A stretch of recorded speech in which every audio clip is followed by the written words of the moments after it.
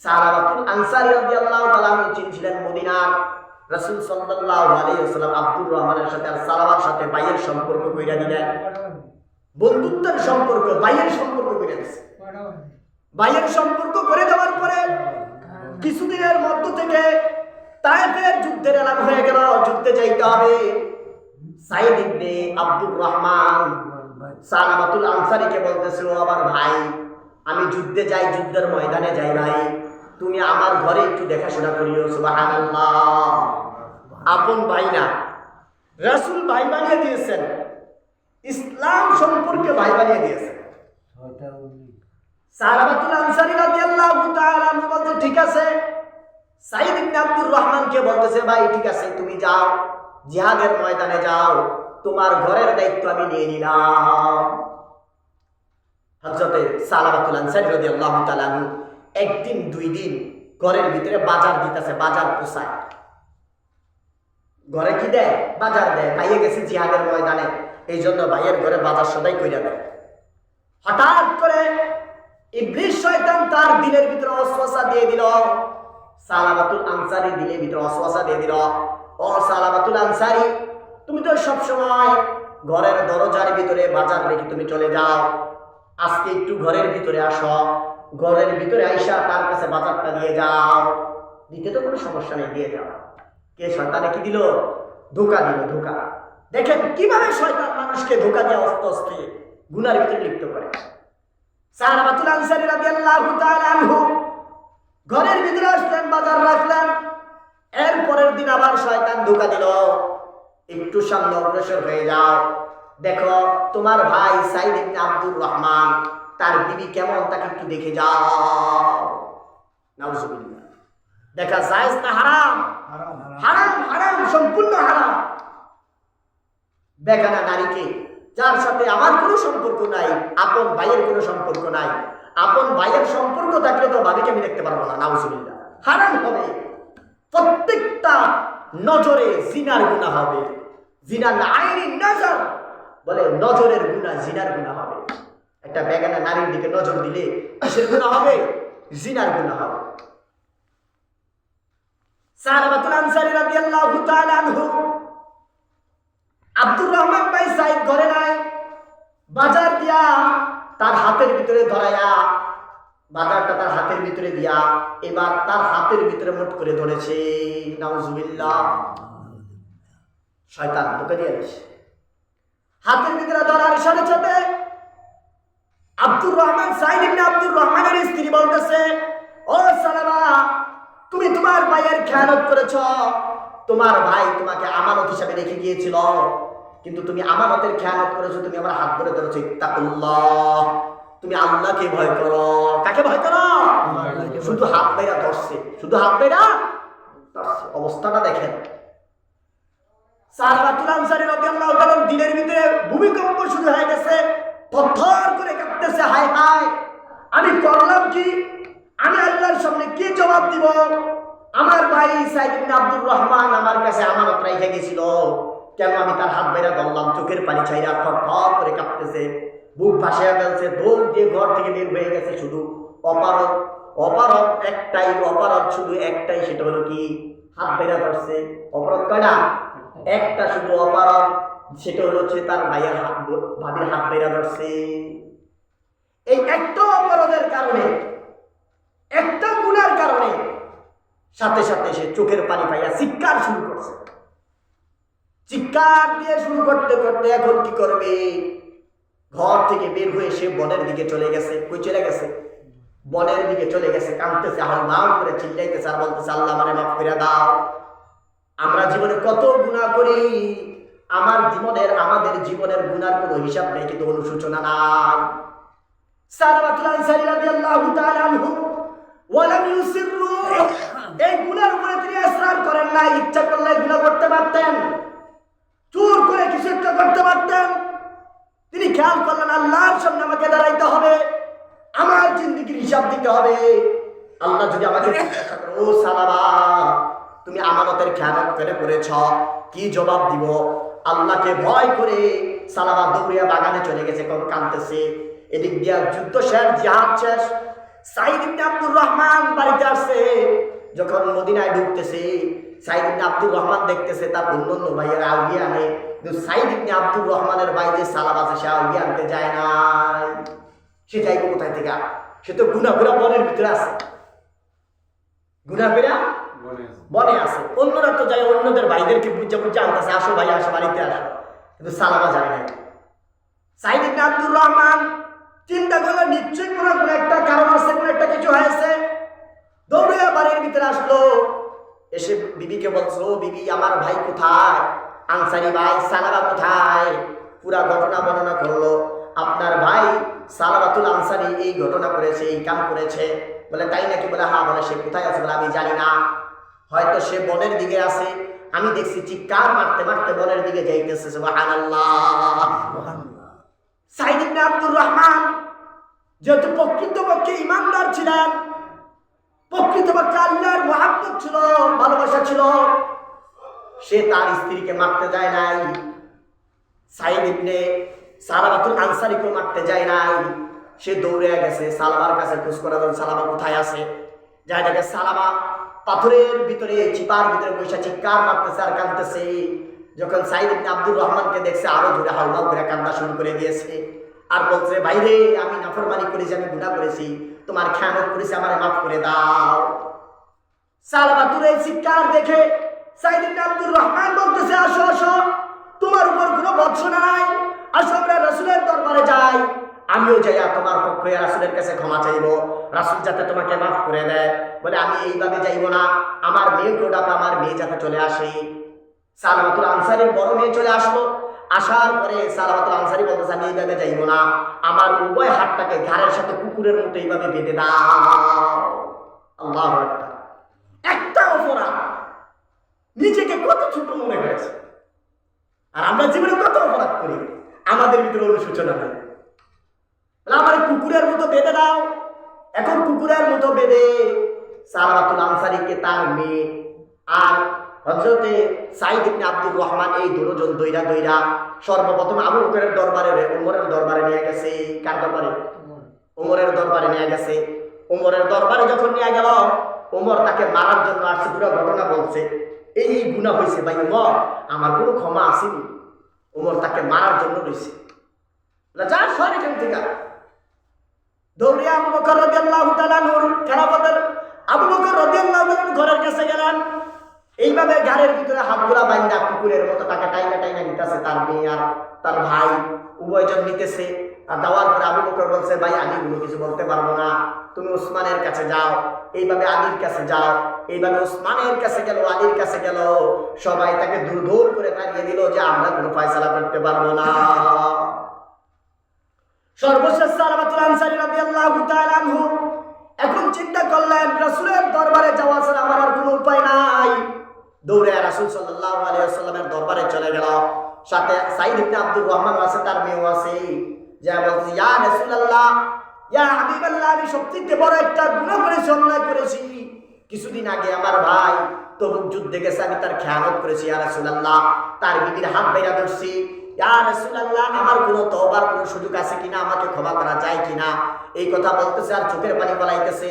রাসূল বলতেছে, ও সালাবা, এটা তোমার মাঝে আর আল্লাহর মাঝে, আমি তোমাকে ক্ষমা করতে পারবো না। আল্লাহ, ও সালাবা, আমি এখানে কোনো ফয়সালা করতে পারবো না। সালাবা, তুমি এখান থেকে চলে যাও, তুমি আল্লাহর কাছে কান্নাকাটি করো। সালাবা, আমি তোমার ফয়সালা দিতে পারবো না। সালাবা মেয়েকে বললো, মা আমাকে ছেড়ে দাও। সাইদ ইবনে আব্দুর রহমানকে বললো, ভাই আমাকে ছেড়ে দাও। যেই জায়গায় আবু বকর আমাকে বিদায় করে দিল, ওমর আমাকে বিদায় করে দিল, ওসমান আলী আমাকে বিদায় করে দিল, আল্লাহর রাসূল জনাবে মুহাম্মদুর রাসূলুল্লাহ সাল্লাল্লাহু আলাইহি ওয়াসাল্লাম আমাকে বলল, সালাবা তুমি চলে যাও। আমাকে চলে দিল, আমাকে ফিরিয়ে দিল। আল্লাহর হাবিব যদি আমার উপর অসন্তুষ্ট হয়ে যায়, আমার জাহান্নাম ছাড়ার উপায় নাই, আমি আর ফিরা মদিনায় যাইব না, ঘরে যাইব না, আমাকে ছেড়ে দাও। তারা তাদের দড়িগুলা ছেড়ে দিল। সাথে সাথে সালাবা দৌড়াইয়া জঙ্গলের ভিতরে আবার পুনরায় চলে গেল, পাহাড়ে চলে গেছে। এখন যে দীর্ঘ কান্না আর গুনাহগারি চলতেছে, লাগাতার কয়েকদিন চলে গেল, 40 দিনের মতন হয়ে গেল। কাঁদতেছে সালাবা, কাঁদতেছে। বাড়িতেও ফিরে নাই, দিক দিয়ে তার মেয়েও কাঁদতেছে। আর মেয়ে যাওয়ার সময় বলছে, বাবা যদি তুমি তোমার গুনাহ মাফ না করাইতে পারো বাবা, আমি কোনো সময় তোমাকে বাবা বইলা পরিচয় দিব না।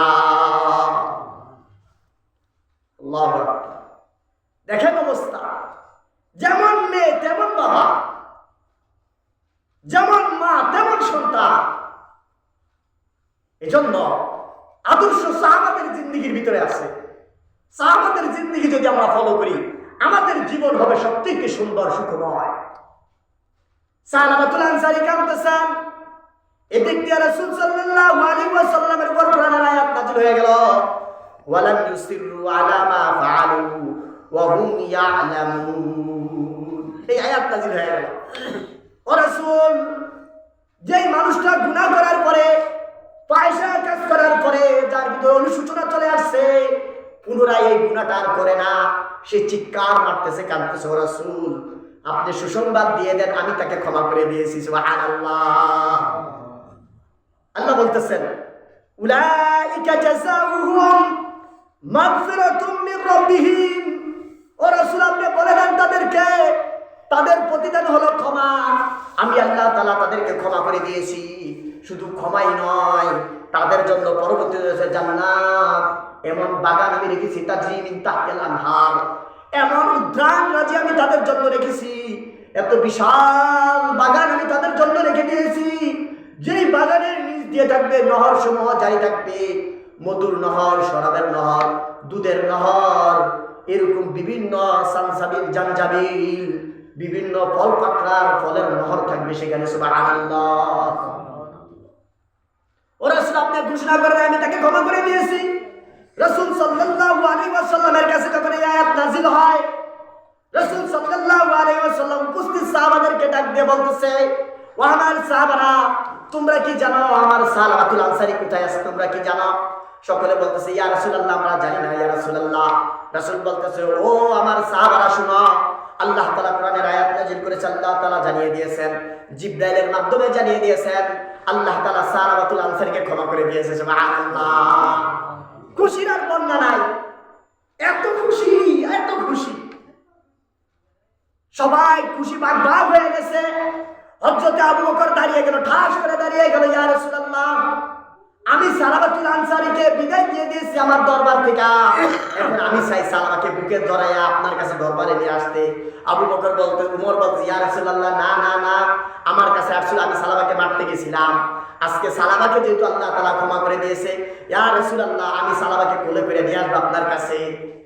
হযরতে আব্দুর রহমান ইবনে আউফ রাদিয়াল্লাহু তাআলা সবচেয়ে বয়স্ক সাহাবী, তিনি বললেন, ইয়া রাসূলুল্লাহ আমাকে পাঠান, আমি সালাবাতুল আনসারীকে নিয়ে আসবো। রাসূল বলল, যাও তোমরা 4 জন মিলে যাও। হযরতে ওমর গেল, হযরত আব্দুর রহমান ইবনে আউফ গেল, আলী রাদিয়াল্লাহু তাআলা আনহু গেল, এরকম 4 জন সাহাবী মিলে হযরত সালামাকে আনতে বিশ্রামের জন্য বাইর হইছে। বিশ্রাইতেছে পাইতেছে না, বিশ্রাইতে পাইতেছে না, পাহাড়ের পাদদেশে গেল, ওই জায়গায় যায় দেখতেছে একটা রাখাল বকরি চড়ায়, কি চড়ায়? বকরি চড়াইতেছে। ডাক দিয়ে বলল, রাখাল সালাবাতুল আনসারী রাসূলের একজন সাহাবী, তুমি কি তাকে চিনো কিনা, তাকে দেখছো কিনা? ওই রাখাল বলতেছে, সালাবাতুল আনসারী কে? রাসূলের সাহাবী, আমি তাকে চিনি না, বাকি একটা লোককে আমি চিনি। একটা লোককে আমি চিনি। আমি যখন এখানে বকরি চড়াই, মেষ চড়াইতে আসি, তার কান্নায় আমার মেষগুলো আকাশের দিকে তাকিয়ে থাকে, তারা খানা খায় না, চোখের পানি পালায়, তারাও হাত করে আকাশের দিকে তাকিয়ে থাকে। ওই ব্যক্তির কান্নায় আমার বকরিগুলো কান্না করে, কিন্তু সে দিনের বেলা বাইর হয়, সে সন্ধ্যায় বাইর হয়, তার কান্নায় আমার বকরিগুলো কান্দে। আল্লাহু আকবার। একটা গুনাহ কি পরিমাণ নিজেকে অনুশোচিত তৈরি করছে, নিজের ভিতরে কিভাবে অনুতপ্ত আসছে, আর কত গুনাহ আমরা করি, কত গুনাহ আমাদের জীবনে, আমাদের অনুশোচনা নাই। এজন্য আসুন দিনের ভিতরে পরিবর্তন ঘটায় আল্লাহর সামনে দাঁড়াইতে হবে। وَأَمَّا مَنْ خَافَ مَقَامَ رَبِّهِ وَنَهَى النَّفْسَ عَنِ الْهَوَى فَإِنَّ الْجَنَّةَ هِيَ الْمَأْوَى। আল্লাহ বলেন, যে ব্যক্তি আমার সামনে দাঁড়ানোকে ভয় করে আর সে নিজের খায়েশাত নফস থেকে ফিরে থাকে, আমি আল্লাহ তাআলা তাকে জান্নাতে ঠিকানা দিয়ে দিব। সুবহানাল্লাহ। হযরতে আবু বকর, হযরতে আলী, উসমান, আব্দুর রহমান রাদিয়াল্লাহু তাআলা আনহু, তারা সকলেই দাঁড়িয়ে আছে, অপেক্ষা আছে কখন সন্ধ্যা হবে, সন্ধ্যা ঘনিয়ে আসবে, অপেক্ষা করে দাঁড়িয়ে আছে। কিছুক্ষণ পরে সন্ধ্যা হয়ে গেল। এখন তারা চুপ করে বসে রয়েছে। এখন দেখতেছে পাহাড়ের ভিতর থেকে একটা লোক বাইরে তার চিৎকার মারতেছে, মালিক রব আমাকে ক্ষমা করে দাও, মালিক রব আমার চেয়ে পাপী আর কেউ নাই, জীবনে বহু গুনাহ করেছি আল্লাহ, তুমি যদি ক্ষমা না করো আমাকে ক্ষমা করার কেউ নাই। রাসূল আমাকে দূর দূর করে তাড়িয়ে দিয়েছে, আবু বকর তাড়িয়ে দিয়েছে, উসমান তাড়িয়ে দিয়েছে, ওমর তাড়িয়ে দিয়েছে, আলী তাড়িয়ে দিয়েছে। আয় আল্লাহ তুমিও যদি তোমার দরবার থেকে আমাকে ফিরিয়ে দাও, আমাকে কোলে নেওয়ার কেউ নাই। আল্লাহ বলেন, বান্দা তুমি যদি পাহাড় পরিমাণ গুনাহ করো, একটু অনুশোচনা চলে আসে, অনুতপ্ত চলে আসে, চোখের ভিতরে পানি চলে আসে, আমি আল্লাহ তাআলা তোমার পাহাড় পরিমাণ গুনাহকে আমি ক্ষমা করে দিব। সুবহানাল্লাহ। লা বা আল্লাহ বলেন, ওয়ালা বালা, আমি কারো পরোয়া করি না, আমি কারো পরোয়া করি না। তুমি 70 বার গুনাহ করেছো, আমি 70 বার তোমাকে ক্ষমা করব, তুমি যদি আমার কাছে আসতে পারো।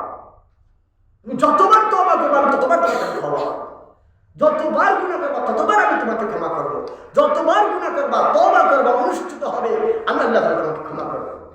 তওবার এরকম গড়গড়ার আগ পর্যন্ত তওবা আল্লাহ তাআলা ঠিক রাখবে, মৃত্যুর আগ পর্যন্ত।